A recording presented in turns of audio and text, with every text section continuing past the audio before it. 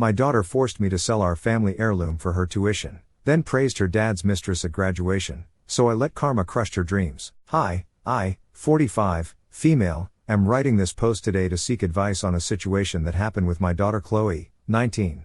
The problem is pretty messy, so I'll begin with some background to make things clear. I had my daughter Chloe when I was 26 with my then husband. We'll call him Stan. Stan and I had met in college and got married when we graduated. He belonged to a business family who was comfortable, to say the least. His mother was a cancer victim and had passed when he was young, with his dad raising him all alone. My father-in-law, Mark, 65, had always treated me like his own daughter and even stood up for me in front of his own family at times. So, after I had Chloe, things got bad between me and Stan, with him barely staying home. When Chloe was 3, we were on the verge of getting a divorce, but Mark put us into marriage counseling, and we were able to make it work. But things had changed drastically, feeling fake and like a pretend version of who we were before. The time before the divorce had also affected Chloe a lot, so Stan and I decided to be civil to each other and make our marriage work for our daughter. Chloe grew up in a house with a full set of parents who loved her a lot but didn't love each other. Stan was handling his family business, and I was working as a graphic designer, both contributing to the household so that Chloe would never feel a day of financial adversity. And she turned out to be a good child, making things work for herself. By the time Chloe turned 17, mine and Stan's arrangement had hit a rough patch, with him revealing his affair of 5 years with his secretary. That woman had been with us for almost 10 years, and her backstabbing felt like a betrayal from family. It stirred up a lot of drama at our house, with Mark almost kicking Stan out of his will over his reckless behavior. I decided from that day on to separate from Stan and finally file for a divorce because I was too tired to continue the charade. Chloe didn't say anything but surely felt the brunt of it because she was the one who had to shift homes every weekend, living mostly with her dad and his side piece. After all, his house was closer to the school. I tried to do whatever I could to make it easy for her, from providing her with the best of everything to making sure I wasn't having fights whenever I saw Stan. By the final year of high school, Chloe had decided to get into the family business just like her father and grandfather, and Mark had secretly told me that he was planning on opening a new company under Chloe's name and handing it over to her after she graduated from college. She had worked extremely hard all that school year and was able to get into a decent business school.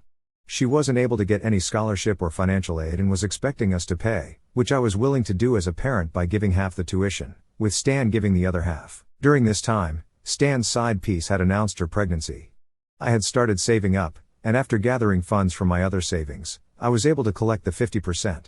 An incident happened during her final year which led to us having some distance. So, as I mentioned, I had paid extra attention to being there for Chloe after mine and Stan's separation. Chloe plays excellent piano and had a talent show for the seniors. It was on a weekday, so both Stan and I had decided to attend. On the day of the event, I got stuck at work due to some reason and called Stan to ask if he was there at Chloe's recital.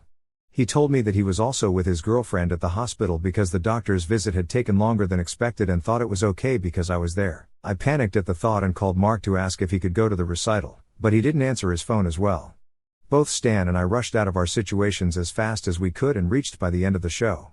Chloe had one but had no one from her family there, so we found her heading home on her own. And when she saw us, she quietly got in the car, and we tried to ask her about it, to which she replied pretty rudely, which was fair. When I was about to drop her and Stan at his house, she made a remark about how it was okay for him to be late because he was looking after the mother of his child, whereas I prioritized work over my child. I was very hurt by this, but I didn't say anything because I knew this was coming from a place of hurt. I told her I would make it up to her and took her to lunch at her favorite place that weekend, but I don't think things were the same between us after that. After her finals, Chloe came to my house for a long vacation as my husband's mistress was pregnant and needed more room. One afternoon at lunch, Chloe asked me if I was going to pay for her college so that she could provide me with a detailed list of the expenses.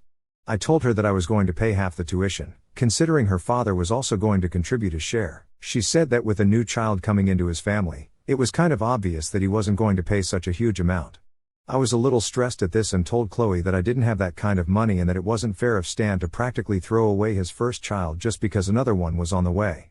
She replied that she was okay with her dad not being able to pay and had no grudges against him or his girlfriend and practically begged me to find a way to help her pay, or she would have to get a student loan. I suggested that the loan was a good idea because we actually lacked funds, but she got upset and left. I think she was expecting me to pay for it all instead of having her take a loan. I thought I should give her the space she needed and didn't initiate a conversation with her for the rest of the day. The next whole morning, Chloe was missing, so I called her and got to know that she was out with a friend and would be home soon. She came back around lunchtime and was looking very excited. When she approached me, I asked her the reason for her happiness, and she proceeded to place this necklace on my table. The necklace she placed was a blue sapphire necklace that belonged to my late mother. We weren't rich or even comfortable back when I was a child, and this pretty expensive necklace, which had been passed down in our family since my great-great-grandma, was considered a lucky charm. I asked Chloe where she found the necklace, and she told me it was in the attic with my mom's other stuff. She said she got the necklace checked by a friend and realized it was valued a lot. She continued that now I could pay her college fees in full by selling this necklace. I was taken aback by her statement because this was something passed on to me and had been in my family for generations, and it felt weird that my own daughter, who was going to inherit this in the future, wanted me to sell it when it wasn't even necessary. I looked at Chloe and how excited she was, but I decided to break her excitement by telling her that there was no way I was going to sell this family heirloom as it was sentimental. She came up with the argument that it was of no use if it couldn't help her, as she was family, but I very sternly said no to her and wished for no further discussion on this. She got upset and went to her room, and when I went to check in on her, she was packing her bags to stay with her dad.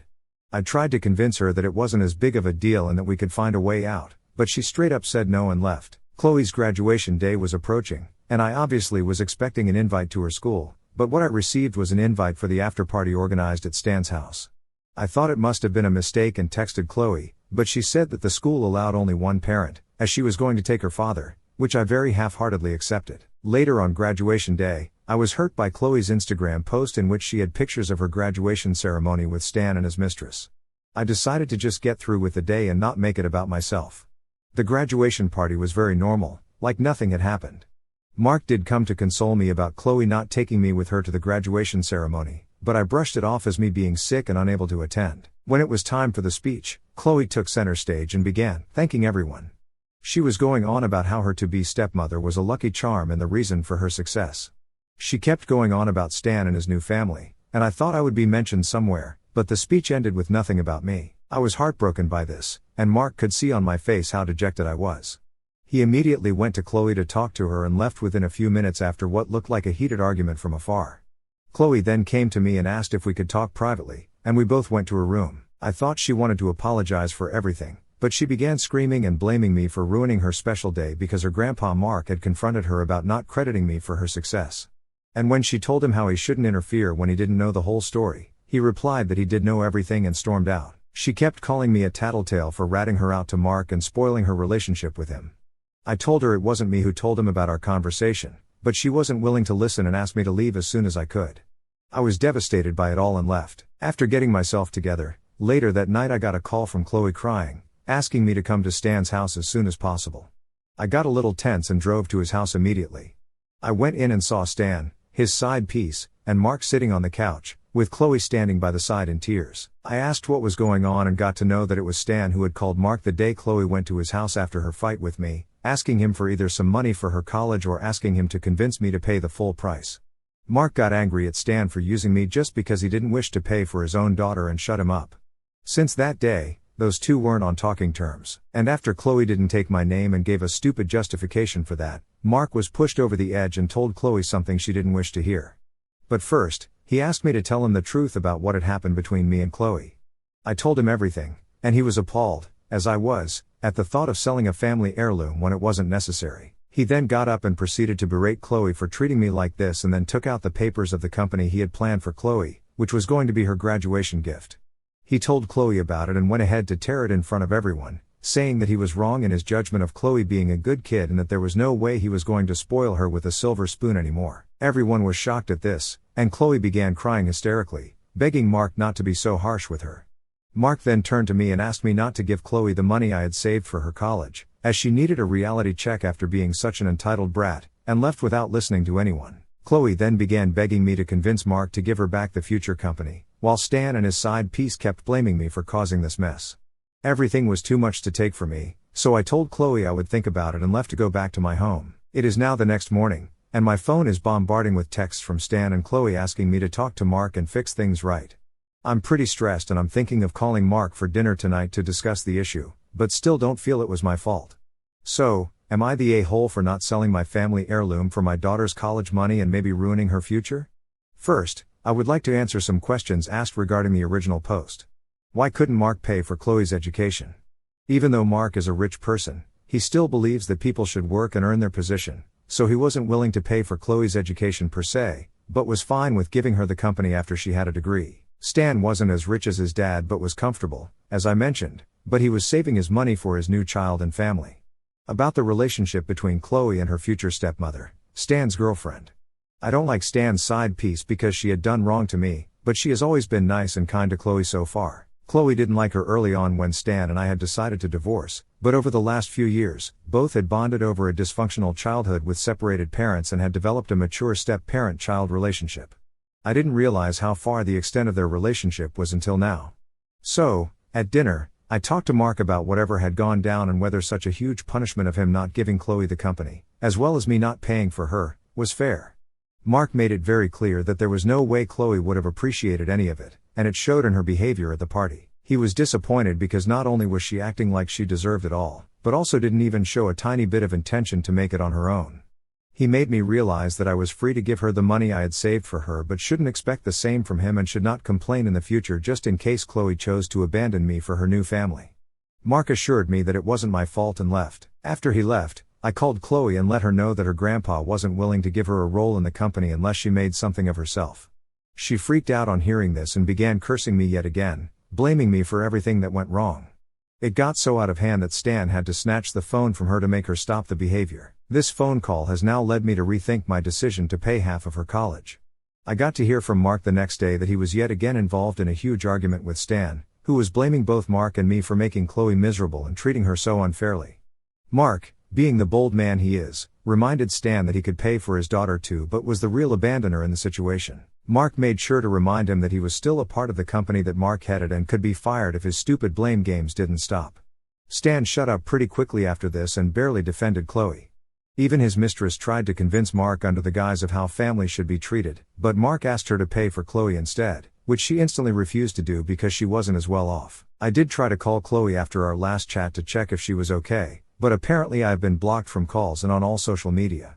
So now, I think it makes sense that I don't pay for her college anymore. I still do feel guilty about not helping my own daughter with her education, but also realize that giving in to her demands would just mean enabling that behavior, so I'm still pretty stuck on not helping her financially.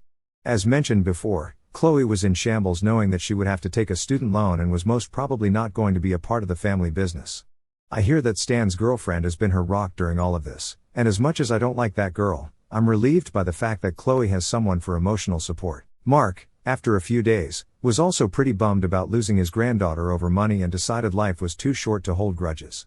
He still wasn't going to help her financially or in any way but wanted to have a talk with her to explain what went wrong and how to fix things for the future with him and me. Chloe agreed to meet him, and they met for lunch, but it didn't go as planned. They talked for a while, and things were going smoothly until Mark asked Chloe about why she didn't invite me to her graduation ceremony.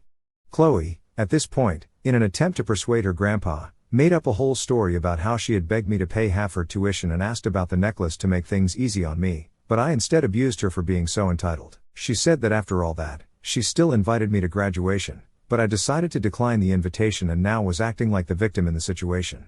Mark is a smart man, he listened to her but decided to cross-check with me later, which is why I know this story. When Mark asked me about declining the invitation, I broke down thinking how far Chloe had gone just to berate me.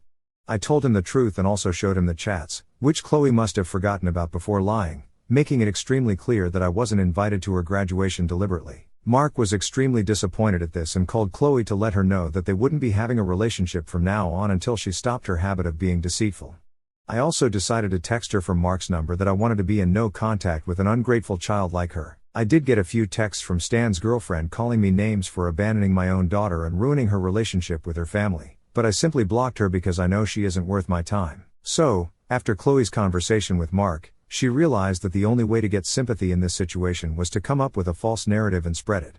So, she used her TikTok account and posted a few videos about how I was a toxic mom, manipulating a lot of situations that had happened since her childhood, making me the villain. She also went as far as to say inappropriate things about my relationship with Mark. I am not on new social media, so I got wind of the situation from a colleague of mine who was following my daughter. All the limits were crossed at this point, so I decided to inform Mark about it and wrote an email to Stan, his girlfriend, and Chloe stating that if they don't remove the video as soon as possible, I would sue them for defamation. My colleague assured me that I had nothing to worry about because the post barely had any views. Mark, upon realizing what had gone down, decided to send an email similar to mine to Chloe. Later that evening, I got a call from a distant relative of mine asking me about my situation with Chloe and technically blaming me for not keeping my daughter safe. I asked her how she knew about it, and that's when I got to know that the TikTok had gone viral in our community. I decided to install the app to see what people have been talking about, and my reputation was being torn apart in the comments, with Chloe liking the vile ones. My phone and email were also bombarded with hate messages from some people I knew and some random people. I couldn't believe how vile my own child was and decided to sue her and Stan after all, but not before posting my side of the story. I did post a few videos I made telling my side of the story with proof, and it garnered a lot more attention than I had expected. People on the internet were now siding with me, and because of all the hate being redirected towards her, Chloe thought it was best to message me asking me to sort things out in person and remove the posts. I got angry at her assumption that I was going to follow her command and told her to tell Stan to meet me the next day at his father's office. Mark and I had talked during all of this and decided that we would be suing Chloe and Stan as her guardian for defamation because we had suffered enough, and all this negative attention was also affecting Mark's business. The next day, Stan showed up with Chloe at Mark's office. Mark had his lawyer beside him and told Stan and Chloe that they were going to sue them both for defamation. Chloe freaked out at the prospect of actually going to court over her petty videos and immediately deleted the TikToks she had posted in hopes of deleting evidence. But when Mark showed her the screen recordings of the video, she began shedding crocodile tears, asking him not to do this and spoil her future. Stan even tried to guilt-shame me into taking back the case, but I asked him not to interfere now when he didn't stop the fiasco in the first place. So, since the last time, a lot went down, especially with Chloe. Since all of this happened right before a long weekend, we decided to file the case the following Monday. On Saturday, I got a call from Mark asking me to come to Stan's house immediately. I rushed there, and what had happened was nothing short of appalling. So, after we had told both Stan and Chloe about the case, they both came back home and got into a heated argument. This led to Stan's girlfriend's health being affected, and she was rushed to the hospital due to shortness of breath. She and the child were safe, and after the checkup, she came back home. Chloe felt guilty for putting her health at risk, so she tried to apologize to her but instead got into a very nasty fight with her. Stan's girlfriend asked Chloe to give her some space, but Chloe wanted to hear that her apology was accepted and kept bugging Stan's girlfriend. This led to her obviously being extremely annoyed, and things escalated before Stan could intervene. The fight got physical, with Chloe pushing Stan's girlfriend in anger, but fortunately, Stan took the fall.